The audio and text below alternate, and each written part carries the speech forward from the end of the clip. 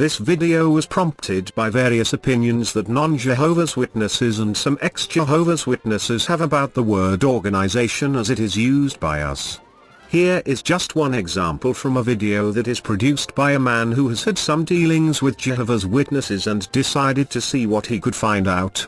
As far as I know, he belongs to the Seventh-day Adventists. Please notice the conclusion he comes to. Some apostates profess to know and serve God, but they reject teachings or requirements set out in His Word. Others claim to believe the Bible, but they reject Jehovah's organization, which would be, according to you folks, the Watchtower Bible and Tract Society. I understand what that man said, and it seems to be the logical conclusion to come to. It definitely sounded to me as if that article he was quoting from was saying that the organization was the Watchtower. However, you have suggested that his conclusion is inaccurate.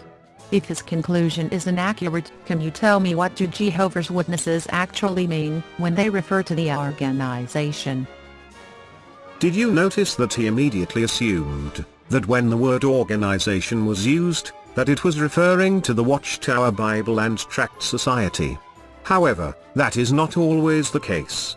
And in this instance, Jehovah's Witnesses do not understand the word organization here to be referring to the Watchtower Bible and Tract Society. Depending on context, there could be three slightly different uses for this word. 1. Jehovah's Universal Organization. 2. Jehovah's Heavenly Organization. And 3. Jehovah's Earthly Organization. The first and most important one for us is that the word organization refers to absolutely everything under the control of our God, Jehovah. Therefore the primary use that we have for the word organization is that it refers to Jehovah's Universal Organization. But the word organization does not appear in the Bible. That is true, however, the concept does. We know from the Bible that the Almighty God of the universe is organized. This is shown in the heavenly realm of the spirit creatures, the stars, and planets of the heavens, and the unique creations associated with Earth. All this shows great organization. Lift up your eyes to heaven and see. Who has created these things? It is the one who brings out their army by number. He calls them all by name. Because of his vast dynamic energy and his awe-inspiring power, not one of them is missing. The heavenly bodies are so organized that we set our time by them, and can predict where a particular planet will be in the night sky at any date. The Bible shows that the spirit realm is very highly organized in line with the Creator's purpose. Just look at how many angels there are. Both the prophets Daniel and the Apostle John had visions of heaven in which he saw many millions of spirit creatures before Jehovah's throne. We are not told if they saw the entire angelic creation. We can get a sense of this vast multitude at Daniel chapter 7 verse 10. A stream of fire was flowing and going out from before him. 1,000 thousands kept ministering to him, and 10,000 times 10,000 stood before him. The court took its seat, and books were opened. And I saw, and I heard a voice of many angels around the throne, and the living creatures, and the elders, and the number of them was myriads of myriads and thousands of thousands. So there may be hundreds of millions of angels. God is thus called Jehovah of armies. The heavenly scene also includes a royal court. To have a royal court suggests organization. Imagine the organization that must be in place in order for this immense number of angels, 100 million plus, to respond to, and do, God's bidding in all things, including on behalf of his servants here on earth. Note these two references from the book of Psalms. The 91st Psalm, verse 11 tells us that angels can be used to protect faithful individuals, while Psalms 103 tells us that they obey God's commands. For he will give his angels a command concerning you, to guard you in all your ways. Praise Jehovah, all you his angels, mighty in power, who carry out his word, obeying his voice. We refer to that as Jehovah's Universal Organization. It takes in everything. Jehovah's Universal Organization is, as the name suggests, universal. It is composed of two parts. 1. the part that we cannot see. That is the heavenly realm where God is said to sit on his throne surrounded by the heavenly hosts, and where his Son Jesus will rule as King. 2. The part we can see. This is his earthly organization that consists of all those doing his will here on earth. So, are you saying that the earthly organization is the Watchtower Bible and Tract Society that tells Jehovah's Witnesses what they can and cannot do? This is where many people often get confused. It is true that the Watchtower Bible and Tract Society is an organization, and occasionally we refer to it as the organization. But it is the context of the conversation and prior knowledge and understanding of the people involved in the conversation that will determine what is actually meant.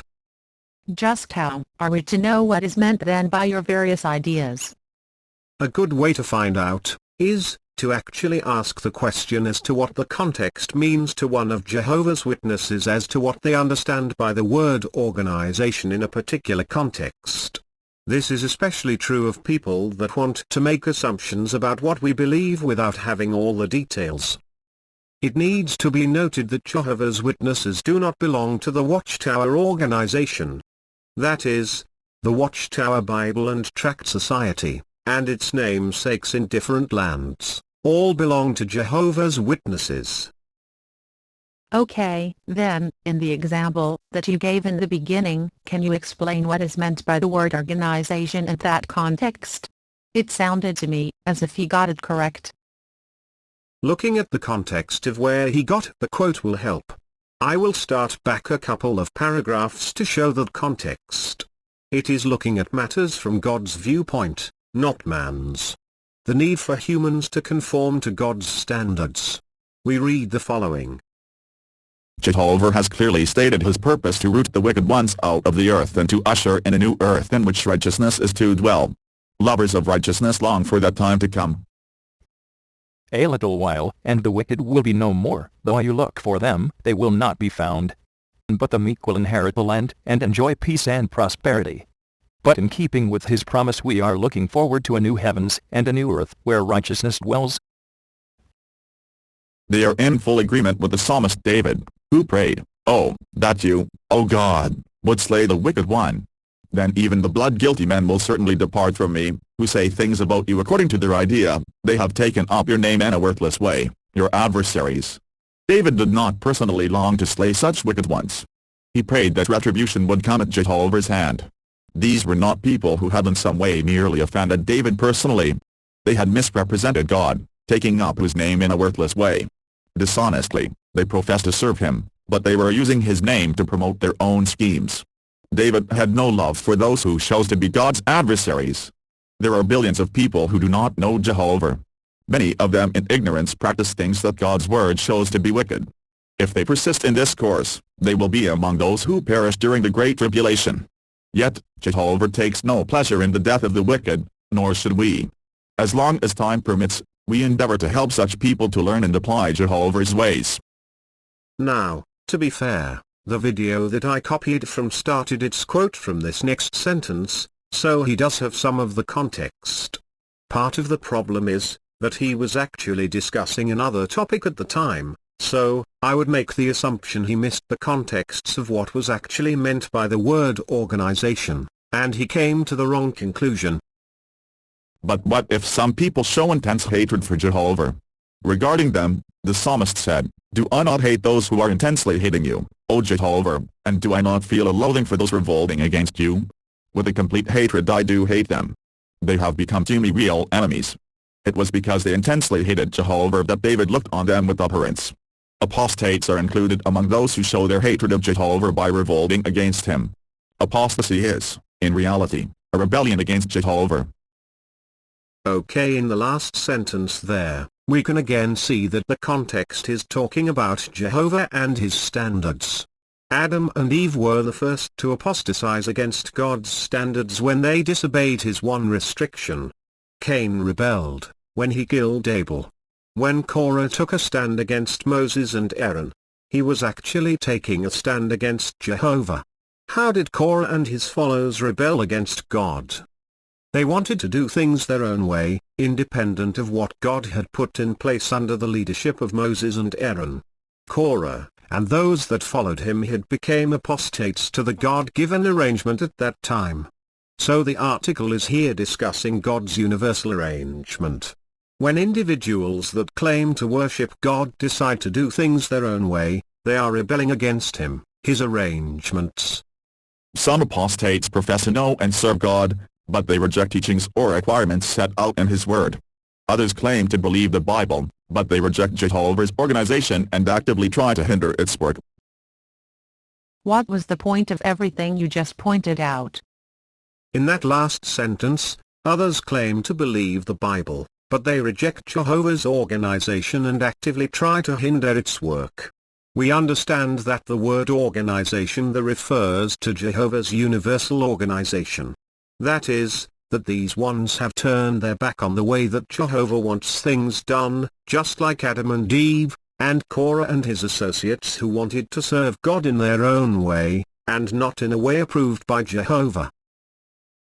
It was to demonstrate that what is presented by non-Jehovah's Witnesses who do not have all the facts, or do not understand the context, or, at times, maybe because of their preconceived ideas, will cloud what they understand about Jehovah's Witnesses, and if they present a video it is more than likely that the information that they present will be distorted and inaccurate. It would be presumptuous and unfair of me to say that do so willingly with malicious intent, but the end result is the same. The information that is presented is more than likely to be untrue. Okay, I can see that the context to one of Jehovah's Witnesses will mean something different to other people. Your explanation assumes that God had, or does have, an earthly organization that he works through. Isn't that being arrogant to think that, and, especially to hint that Jehovah's Witnesses are, that earthly organization? From what you have said, to have any weight to it, then we would expect to find in the Bible evidence of God using organizations in the past. I can appreciate how you feel about that. The only reason why we have a man-made organization now, generally known by most people as the Watchtower Bible and Tract Society, is for legal reasons. The law of most lands require that if you want to carry on producing and distributing anything at all there must be legal structure. I will cover the idea of God using organized human structures in another video. I look forward to seeing what you have to say about that.